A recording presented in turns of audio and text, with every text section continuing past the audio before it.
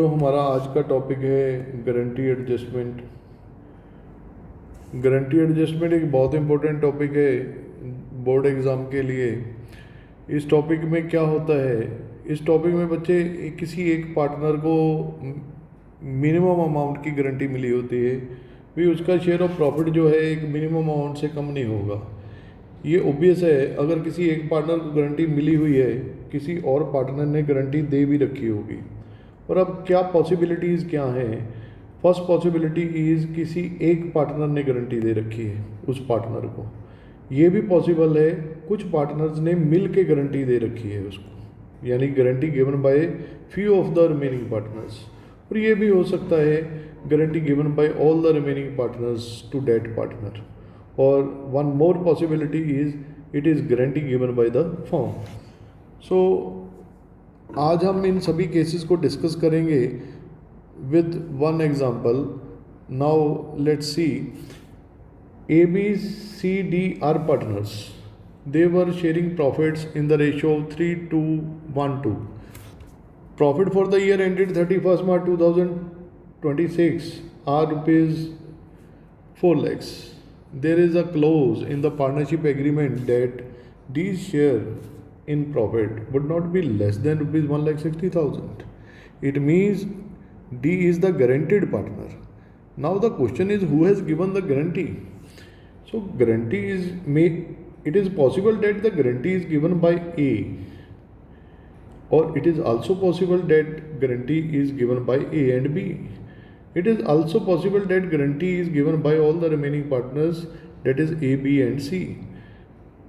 And one more case is it is guarantee given by the firm. Now let us discuss these situations one by one. Now situation 1, in which guarantee is given by A to D. So we have profits of ₹4 lakhs and the profit sharing ratio is 3:1:2. First of all, we will distribute these profits in their profit sharing ratio. जैसा कि आप देख सकते हो, ए का share of profit बनता है 1,50,000, B का 1 लाख, सी का 50,000 एंड डी का शेयर ऑफ प्रॉफिट बनता है ₹1 लाख। डी जो कि गारंटेड पार्टनर है, उसका शेयर ऑफ प्रॉफिट जो है वो गारंटी अमाउंट से कम पड़ रहा है। और बच्चे जो उसका शेयर ऑफ प्रॉफिट है वो ₹1 लाख है और गारंटी अमाउंट 1,60,000 है, और we can say there is deficiency of ₹60,000 in his share. Now guarantee clause will be applicable, और इससे क्या होगा, ए अपने शेयर ऑफ प्रॉफिट में से 60,000 कटवाएगा और 60,000 डी के शेयर में जाके ऐड हो जाएगा, because A has given guarantee to D. So this deficiency has to be met by A, or after guarantee adjustment A would be getting ₹90,000, B ₹1 lakh, C ₹50,000 and D would be getting the guarantee amount that is ₹1,60,000. So अब हमारे पास इस सभी treatment को करने के लिए accounting में 2 treatment हैं जिसका अकाउंटिंग इफेक्ट सेम आता है। और मैं ये कह सकता हूँ आपके पास 2 अल्टरनेटिव हैं। अल्टरनेटिव 1 में आपके पास क्या सोल्यूशन है, आप या तो पहले इन प्रॉफिट्स को प्रॉफिट शेयरिंग रेशियो में बांट दो। प्रॉफिट शेयरिंग रेशियो में बांटने के बाद अगर गारंटीड पार्टनर का शेयर ऑफ प्रॉफिट कम पड़ रहा है तो जो जिस पार्टनर ने गारंटी दी है उसके शेयर से प्रॉफिट ट्रांसफ़र कर दो उस पार्टनर के शेयर में जिसको गारंटी मिल रखी है। और इस एग्जांपल में जैसे कि आप देख सकते हो ₹4 लाख के प्रॉफिट थे, अगर हम P&L अप्रोप्रिएशन अकाउंट से ये प्रॉफिट सभी पार्टनर्स में प्रॉफिट शेयरिंग रेशियो में बांटें तो ए को मिलता है 1,50,000, बी को 1 लाख, सी को 50,000 एंड डी को ₹1 लाख। और after distributing these profits you can see D is getting ₹1 lakh, which is less than the guarantee amount. So there is deficiency of ₹60,000 in D's share because A has given the guarantee. Now अब हम क्या करेंगे, A के share में से 60,000 debit करके D के share में क्रेडिट कर देंगे, और वी कैन से हम 60,000 A के शेयर में से D के शेयर में ट्रांसफ़र कर देंगे। For this is an adjustment entry for guarantee. So इससे क्या होगा, डी को गारंटी अमाउंट मिल जाएगा और जिसने गारंटी दी थी वो उस डेफिशिएंसी को झेल लेगा। और हमारे पास सेकंड अल्टरनेटिव क्या है? सेकंड अल्टरनेटिव में हम क्या करेंगे, हम प्रॉफिट बांटेंगे ही गारंटी को एडजस्ट करने के बाद। जैसे कि आप देख सकते हो, ए का शेयर ऑफ प्रॉफिट जो कि बनता था 1,50,000 और डी का शेयर ऑफ प्रॉफिट जो कि बनता था 1 लाख। मैंने क्या किया, ये जो डेफिशिएंसी है इसको मैंने यहीं पे एडजस्ट कर दिया और जो मैंने डी का शेयर की डेफिशिएंसी आ रही थी 60,000 वो मैंने यहीं पे डी के शेयर में प्लस कर दिया और ए ने इस डेफिशिएंसी को बियर करना था, ये 60,000 मैंने ए के शेयर में से डिडक्ट कर लिया। मैंने ए को शेयर और प्रॉफिट बांटा ही 90,000 आफ्टर मेकिंग गारंटी एडजस्टमेंट और जैसे कि आप देख सकते हो डी को मिल गया गारंटी अमाउंट। सो अब मैंने क्या किया, जो मैंने गारंटी की एडजस्टमेंट एंट्री पास करनी थी मैं उससे बच गया, मैंने ये एडजस्टमेंट P&L एप्रोप्रिएशन में ही कर दी और अब मेरे को गारंटी एडजस्टमेंट की एंट्री पास करने की ज़रूरत नहीं है। और ये सोल्यूशन था जब किसी एक पार्टनर ने गारंटी दे रखी हो। अब इस सिचुएशन में बच्चे ये भी तो पॉसिबल है एक से ज़्यादा पार्टनर ने गारंटी दे रखी हो। जैसे कि हमारे पास केस आता है ए और बी ने सर गारंटी दे रखी है और ये भी डिसाइड हुआ है अगर कोई डेफिशिएंसी आती है ए और बी इस डेफिशिएंसी को इक्वली बियर करेंगे आपस में।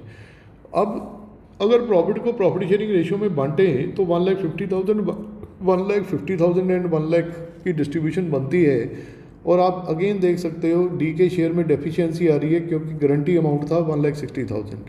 अब जो डेफिशिएंसी 60,000 की आ रही है वो डी के शेयर में तो ऐड हो जाएगी क्योंकि गारंटी ए और बी ने दे रखी है और वो इक्वली इस गारंटी को बियर करेंगे जैसा कि उन्होंने एग्रीमेंट में लिख रखा है।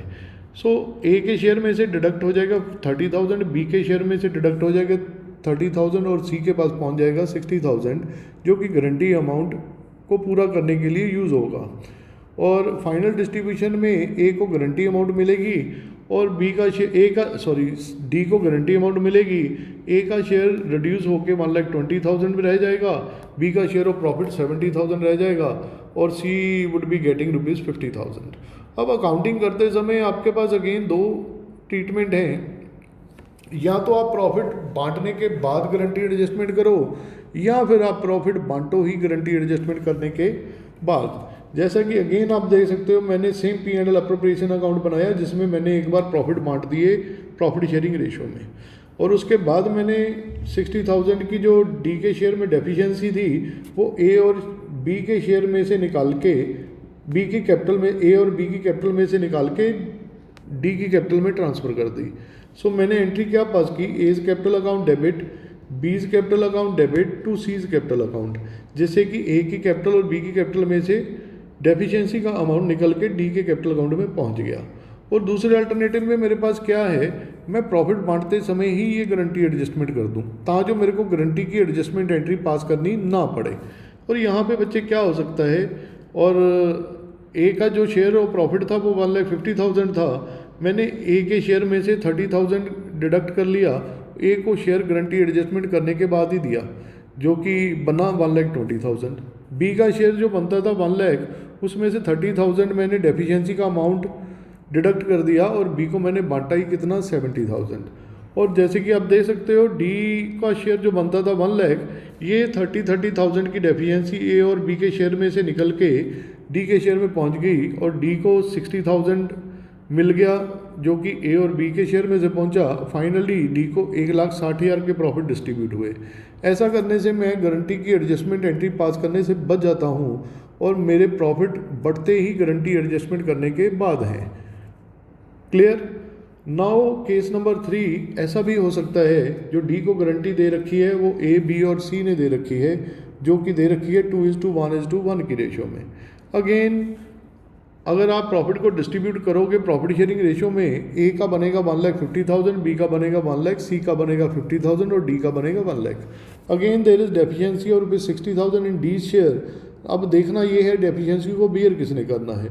डेफिशिएंसी को बियर करना है ए बी एंड सी ने, जो कि आप देख सकते हो 2:1:1 की रेशियो में बियर कर रहे हैं। ए के शेयर में से कट जाएगा 30,000, बी में से कट जाएगा 15,000, सी में से कट जाएगा 15,000 और डी को मिल जाएगा 60,000 जो कि गारंटी अमाउंट है। फाइनल डिस्ट्रीब्यूशन जो बनेगी ए बी और सी की, सी और डी की, ये फाइनल डिस्ट्रीब्यूशन बनेगी। अब आप अकाउंटिंग करते समय आपके पास सोल्यूशन ये है, या तो आप पी एंड एल अप्रोप्रिएशन के थ्रू ये प्रॉफिट एक बार बांट दो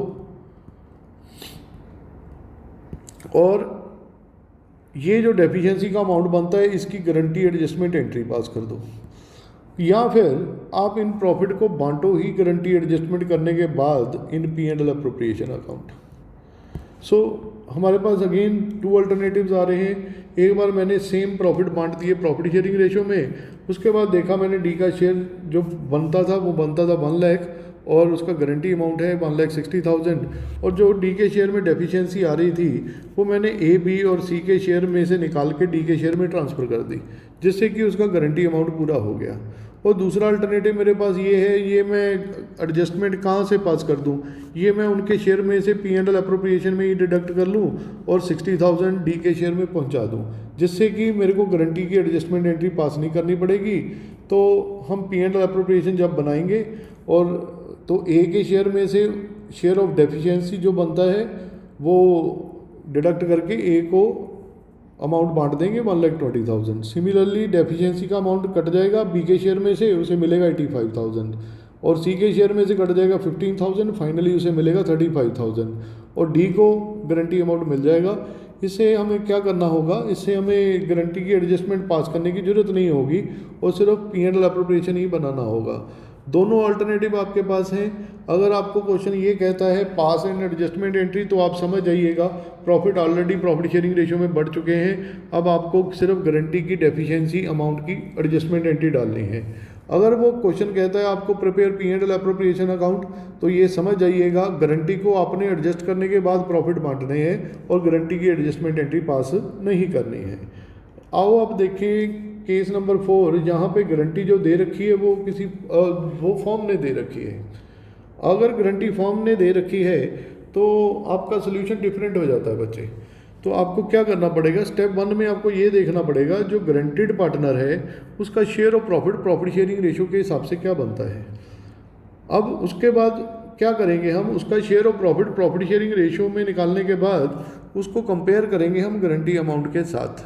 अगर उसका share of profit guarantee amount से ज़्यादा हुआ तो फिर तो बच्चे ज़्यादा हुआ या इक्वल हुआ तो हमें तो फिर तो गारंटी की एडजस्टमेंट पास करने की ज़रूरत ही नहीं है। तो सिंपली हम P and L appropriation account बना के प्रॉफिट को प्रॉफिट शेयरिंग रेशियो में बांट देंगे। अगर गारंटी की क्लोज कब एप्लीकेबल होगी, वो तब अप्लाई होगी अगर उसका share of profit guarantee amount से कम है, तब उसके शेयर ऑफ प्रॉफिट में क्या आ रही है, डेफिशिएंसी। तो इस केस में हम क्या करेंगे, then if his share of profit is less than the guarantee amount, then we will distribute the guarantee amount to the guaranteed partner. After distributing the guarantee amount to the guaranteed partner, remaining amount will be distributed among the remaining partners in their profit sharing ratio। इसी example में sir क्या होगा, जब आप D का share of profit calculate करेंगे which is 4 lakh into 2/8, वो 1 lakh rupees आता है बच्चे, और डी का गारंटी अमाउंट जो है that is 1,60,000। Now you can see D share of profit is less than the guarantee amount, so there is deficiency of rupees 60,000. Now how we will distribute the profits in this case? In this situation we will give the guarantee amount to the guaranteed partner, which is 1,60,000. After giving 1,60,000 to the guaranteed partner, remaining amount would be rupees 4 lakh minus 1,60,000, that is 2,40,000. We will distribute this 2,40,000 among the remaining partners in their profit sharing ratio, which is 3:1. ठीक है, और after distributing this amount, you can see A would be getting rupees 1,20,000, B would be getting 80,000, and C would be getting rupees 40,000. So final distribution will be A will get rupees 1,20,000, B 80,000, C 40,000, and D 1,60,000. So there is no need to pass a guarantee adjustment entry in case of guarantee given by the firm. In this case, we will distribute the guarantee amount to the guaranteed partner if his share of profit is less than the guarantee amount. Remaining profit will be distributed among the remaining partners in their profit sharing ratio. As in this case, we can see profits are of rupees 4 lakh. We have given the guarantee amount to the guaranteed partner. After giving the guarantee amount to the guaranteed partner, remaining profit has been distributed among the remaining partners in their profit sharing ratio. So there is no need to pass guarantee adjustment entry in this situation. Thank you.